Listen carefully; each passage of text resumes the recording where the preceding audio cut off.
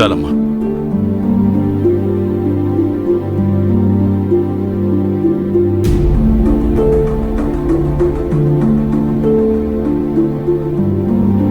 చాలా చాలు సీతమ్మా. మావయ్య ఏదో ఆలోచిస్తున్నారేంటి? తినండి. అరవింద్ వస్తాడని వెయిట్ చేస్తున్నానమ్మా. వాడు రాగానే తింటాను.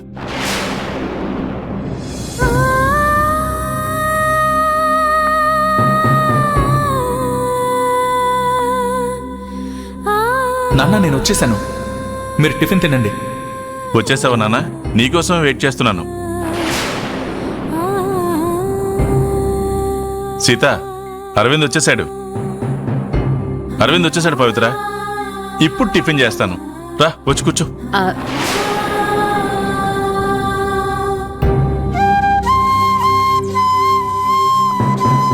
అది ఈరోజు నువ్వు ఆఫీస్కి వెళ్ళేటప్పుడు పవిత్రను కూడా తీసుకెళ్ళు. ప్రాజెక్ట్ హెడ్గా తను చూసుకోవాల్సిన బాధ్యతలు అప్పగించు. సరేనన్నా. నాన్న అరవింద్, నువ్వు చెప్పినట్టే పవిత్రను కూడా ఆఫీస్కి తీసుకెళ్ళి తను చేయాల్సిన బాధ్యతలు అప్పగించమని ఆదికి చెప్పాను. ఓకే నాన్న.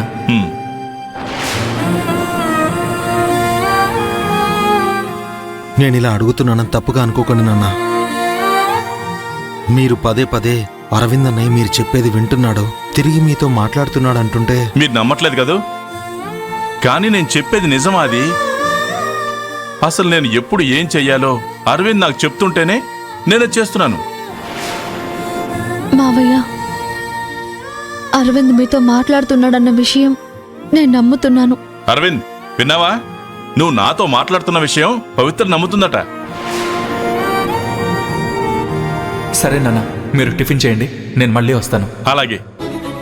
సీత, అరవింద్ వెళ్ళిపోయాడు, మళ్ళీ వస్తానన్నాడు.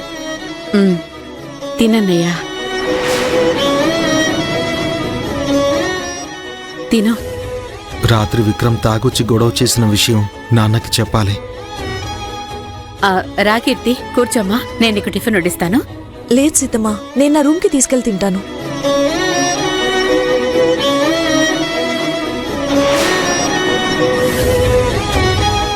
కీర్తి, ఈ కొత్త అలవాట్లేంటి? మేమందరం ఇక్కడే కూర్చొని తింటున్నాం కదా, మాతో కలిసి కూర్చొని తినొచ్చు కదా. నాకిష్టం వచ్చిన చోట తినే అధికారం కూడా నాకు ఇంట్లో లేదా?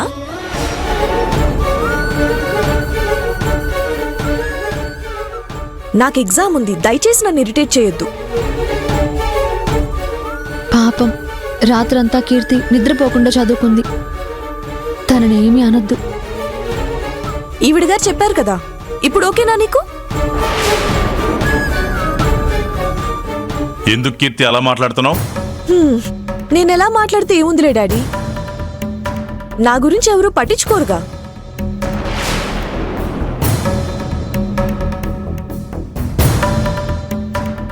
ఇప్పుడు ఏమైందని కీర్తి సంబంధం లేకుండా అలా రియాక్ట్ అవుతోంది?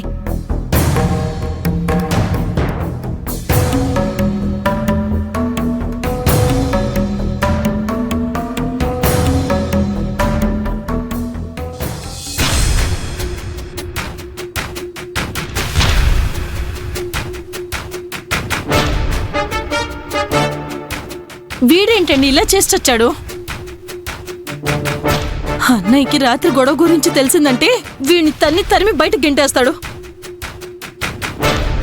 మన ప్లాన్ అంతా సర్వనాశనం చేశాడు. ఏమవుతుందోనని నాకు చాలా భయంగా ఉందండి. నాకు మాత్రం తట్టుకోలేనంత ఆకలిగా ఉందే. ఆకలి వల్ల కడుపులో పేగులు మెలిపెట్టేస్తున్నాయి. ఇదిగో ఆ నీరసానికి కళ్ళు కూడా తిరుగుతున్నాయి చూడు. ఏమే, నెయ్యి జీడిపప్పు వేసిన ఉప్మా, పెసరట్టు, ఇడ్లీ, ఆ కొత్తిమీర, కొబ్బరి చట్నీలు రా రా అని పిలుస్తున్నాయి. నేను అప్పటికీ కావాలని 3-4 సార్లు తిరిగినా కూడా సీతమ్మ మాత్రం ఒక్కసారి కూడా నన్ను తిందురా అని పిలవలేదే. ఆ ఉప్మా కోసం నాలుక లాగేస్తుంది, ఆ పెసరట్టు కోసం నరాలు జివ్వు జివ్వుమంటున్నాయి, ఆ ఇడ్లీ కోసం ఆపండి. పవిత్ర అన్నయ్యకి ఏం చెప్తుందోనని బుర్ర తిరుగుతుంటే జీడిపప్పు, ఉప్మా, పెసరట్టు కావాలంట. ముందు వీణ్ణి లేపో. ఏమే ఇప్పుడు ఈ పుణ్యాత్ముడు నిద్రలేచి ఏం సాధిస్తాడే? ఓ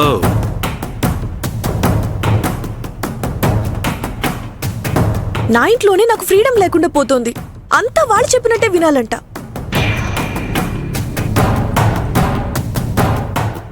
ఈ విక్రమ్ వల్ల నా పరువు పోతోంది. బావ తాగి రావడం వల్ల ఇదంతా. ఎందుకత్తయ్య ఇలా బిహేవ్ చేస్తున్నాడు? ఆది పవిత్ర ఖచ్చితంగా విక్రమ్ తాగి చేసిన రచ్చ గురించి డాడీకి చెప్పేస్తారు. ఇప్పుడు ఎలారా దేవుడా? అసలే డాడీకి విక్రమ్ అంటే అస్సలు నచ్చదు. డాడీకి విక్రమ్ చేసిన గొడవ గురించి తెలిసిందంటే వెంటనే బయటికి గెంటేస్తారు.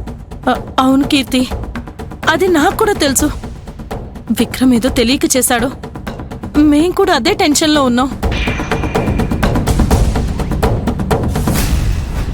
ఏంటండి సైలెంట్ గా ఉన్నారు? చెప్పండి.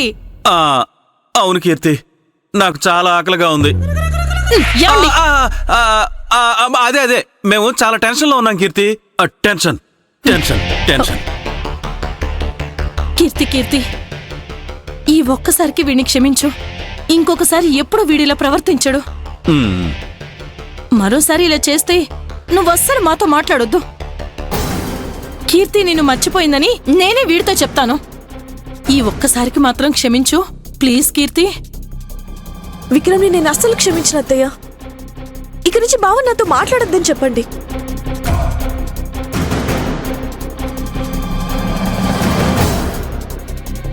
నేను ఏదో విధంగా బావ గురించి నచ్చ చెప్పి పెళ్లి కొప్పిద్దాం అనుకున్నాను.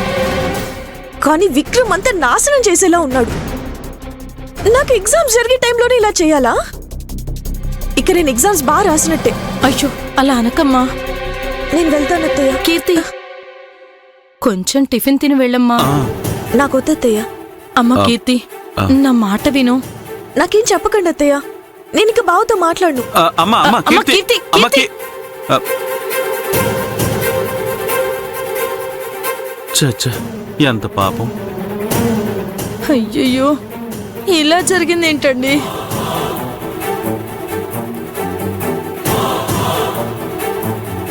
ఎంత బాధగా ఉందో.